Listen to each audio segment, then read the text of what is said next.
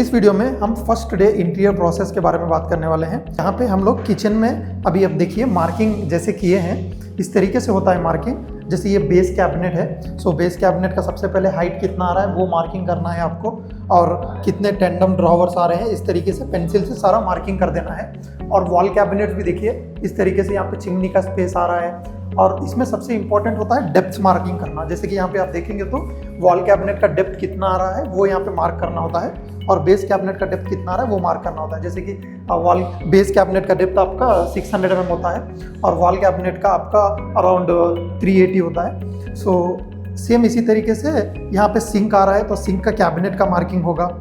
और opposite wall यहाँ पे आप देखेंगे तो अपोजिट साइड कैबिनेट्स भी आ रहे हैं तो अपोजिट साइड कैबिनेट का मार्किंग होगा।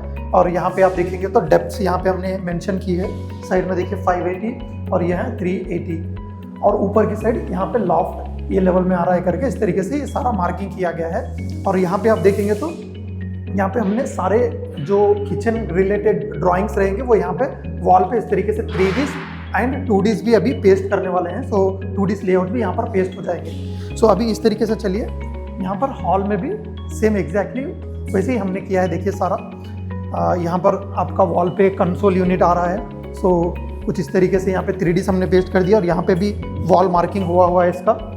और इस साइड में अपोजिट में आप देखिए यहाँ पर एक पूजा यूनिट आने वाली है, तो पूजा यूनिट का भी मार्किंग यहाँ पे किया है हमने, और यहाँ पर इसके सारे ड्राइंग्स पेस्ट कर दिए हैं। अभी आप जैसे कि देख सकते हैं वहाँ पे मार्किंग डिस्कशन हो रहा है क्लाइंट के साथ में, वो हमारी एग्जीक्यूशन टीम और डिज़ाइन टीम डिस्कस कर रही है। तो इस तरीके की हमने प्रोसेस हमारे कंपनी में सेट करके रखी है कि हमारी टीम ही सारा कुछ डिस्कस करती है, मुझे ज़्यादा इन्वॉल्व होने का ज़रूरत नहीं होता है। सो इस तरीके के मैं आपको डिटेल इन्फॉर्मेशन देते रहता हूँ। अभी चलिए मैं आपको दूसरे बेडरूम में दिखाता हूँ जहाँ पे मार्किंग का प्रोसेस हो रहा है, वो एक्चुअली कैसे करते हैं कारपेंटर्स। तो आप आ जाइए, यहाँ पे मैं आपको दिखाता हूँ। यहाँ पे ये बेडरूम में मार्किंग वाला प्रोसेस कर रहे हैं लोग, ये कारपेंटर का टीम है। सो ये रिस्पॉन्सिबिलिटी कारपेंटर को दिया जाता है कि साइट पे मार्किंग करना है, क्योंकि जो प्रोजेक्ट के लिए कारपेंटर असाइन होता है ये उसी का रिस्पॉन्सिबिलिटी होता है कारपेंटर टीम का। अभी आप देख सकते हैं यहाँ पे कारपेंटर कितना डिटेल में मार्किंग कर रहे हैं, जैसे कि कैबिनेट का लेंथ कितना आ रहा है और कैबिनेट का हाइट कितना आ रहा है, कितने ड्रॉवर्स आ रहे हैं, ये सब कुछ भी मार्क करना होता है क्लाइंट को दिखाने के लिए। और ड्रॉवर के पास में यहाँ पे ड्रॉवर करके मेंशन करना होता है। और डेप्थ कितना आ रहा है वार्डरोब का वो इंपॉर्टेंट होता है, जैसे कि मैंने बताया किचन में वार्डरोब का डेप्थ भी हमको यहाँ पे मार्किंग करना होता है। ऊपर की साइड लॉफ्ट का मार्किंग भी करना होता है। सो इस तरीके से सारा मार्किंग होता है। सो अब यहाँ पे हम चलेंगे तो क्लाइंट डिस्कशन भी हो रहा है साइड में। सो अभी आप ये रूम में देखेंगे, साइड रूम में यहाँ पर क्लाइंट के साथ डिस्कशन हो रहा है, हमारी एग्जीक्यूशन टीम और डिज़ाइन टीम डिस्कस कर रही है। हम उनके भी क्लिप आपको दिखाएंगे और फिर मैं आपको वो डिटेल में बताऊंगा कि क्यों डिस्कशन ज़रूर होता है।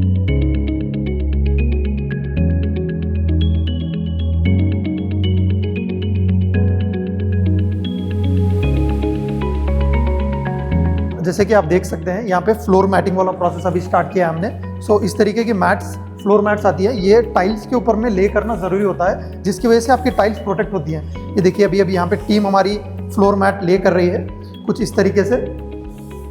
ये सारी फ्लोर मैट्स यहाँ पे इस तरीके से फ्लोर पे लगाते हैं और यहाँ पे इसको टेपिंग करते हैं, जो कि सॉलिड तरीके से हमारे फ्लोर को फिक्स होती है टेप्स।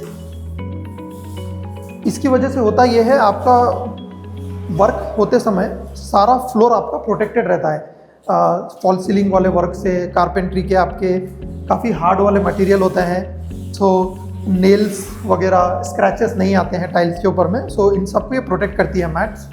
सो ये जो मैट लेइंग वाला काम होता है ये आप किसी से भी करवा सकते हैं। जनरली अगर आपका जो फॉल सीलिंग वाला वेंडर होता है, जो फॉल सीलिंग कॉन्ट्रैक्टर होता है, अगर उसको देंगे तो वो लोग ही ये ले कर देते हैं। सेपरेटली आपको एक लेयर को लेकर हायर कर उससे करवाने का ज़रूरत नहीं है। सो फॉल सीलिंग वाले वेंडर से आप करवा सकते हैं। अभी इसके ऊपर टेपिंग करेंगे ये लोग,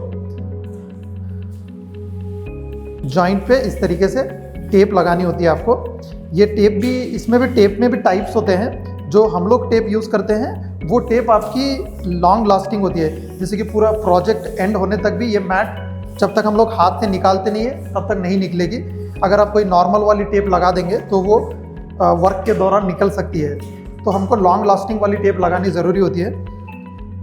मैं आपको ये टेप की भी दिखा दूंगा डिटेल में, आप उसको भी देख सकते हैं, वीडियो में आ जाएगी अभी टेप भी। सो ये देखिए यहाँ पे इस तरीके के जॉइंट्स पे सारा टेपिंग करने से आपका ये मैट कभी हटेगा नहीं।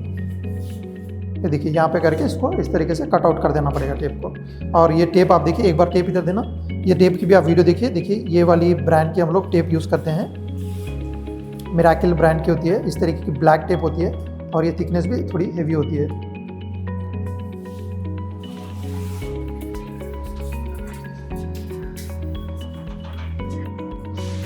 So done. ये देखिए प्रॉपर रूम को इसी तरीके से अब सारे रूम को ये लोग ले कर देंगे और कॉर्नर में जो भी कटिंग आती है वो मैट को कट आउट कर कर ये सारा यहाँ पे कट आउट कर कर एग्जैक्ट ले कर देंगे मैट्स को। ऐसे ही पूरे फ्लैट में होगा ये प्रोसेस। और अभी आप यहाँ देख सकते हैं एसी का कॉपर पाइपिंग वर्क भी हो रहा है। सो जैसे कि ये वाली पाइप आप देख रहे हैं, सो ये एसी की कॉपर पाइपिंग है।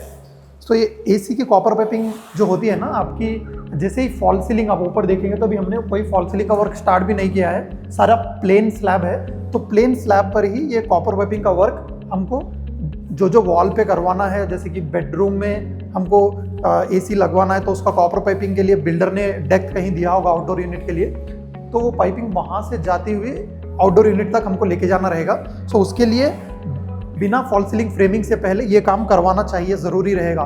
फॉल सीलिंग फ्रेमिंग होने के बाद में ये पाइपिंग आपका पास होने के लिए दिक्कत करेगा, तो प्लेन स्लैब पर ही कॉपर पाइपिंग पहले ही करवा रहेंगे। सो इसमें क्या होता है, एसी के पोजीशन भी हम लोग डिस्कस कर लेते हैं क्लाइंट के साथ में, जैसे कि अगर उनका प्लान कहाँ पे एसी लगवाना है, कहाँ पे नहीं लगवाना है, और बिल्डर ने एसी के लिए प्रोविजंस कहाँ पे दिए हैं। बहुत सी बार होता यह है कि बिल्डर्स जो है आपका कॉपर पाइपिंग नहीं करवा के देते हैं, जैसे ये कम्युनिटी में कॉपर पाइपिंग नहीं करवा के दिया है, सो हम लोग इसको स्पेशली करवा रहे हैं कॉपर पाइपिंग। तो जैसे कि मैं आपको डिटेल में बताता हूँ कि कैसे कॉपर पाइपिंग जाएगी। अभी यहाँ पे इन्होंने एसी के लिए, इंडोर के लिए प्रोविजन दिया है, देखिए, और यहाँ पे इन्होंने चिप आउट करके ऑलरेडी दे दिया है। तो यहाँ से हमारा कॉपर पाइपिंग ऊपर की तरफ जाएगा और सीलिंग से होते हुए स्लैब से यहाँ पे होल दिया है, ये होल से अंदर की तरफ जाएगा। सो ये रही इसकी मास्टर बेडरूम। तो मास्टर बेडरूम में होगा ये कि कॉपर पाइप यहाँ से निकलेगी और ये टॉयलेट के ऊपर से जा करके वहाँ डेक में जाएगी। सेम इसी तरीके से मास्टर बेडरूम का भी एसी के लिए इन्होंने यहाँ पे प्रोविजन दिया है, यहाँ पे ड्रेन पाइप दिया है और यहाँ पे पावर दिया है। सो यहाँ पे इसका कॉपर पाइपिंग ऊपर से जाएगा,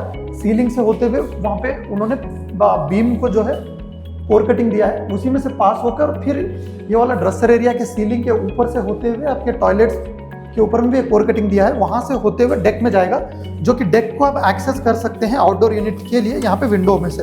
तो मास्टर बेडरूम की वार्डरोब की विंडो आप ओपन करेंगे तो यहाँ पे आपके सारे आउटडोर यूनिट फिक्स हो जाएंगे, बेडरूम की एंड डाइनिंग की। सो इस तरीके का प्रोसेस होता है इनिशियल स्टार्टिंग फेज में। तो ये रही इंटीरियर की फर्स्ट स्टेप। अभी सेकेंड स्टेप में हम आपको दिखाएंगे फॉल सीलिंग फ्रेमिंग और उसका इलेक्ट्रिकल वायरिंग कैसे होता है। सो इस तरीके के और डिटेल इन्फॉर्मेशन वीडियोस के लिए हमें फॉलो कीजिए और हमारे वीडियोस को कंटिन्यूसली आप वॉच कीजिए। Thanks for watching.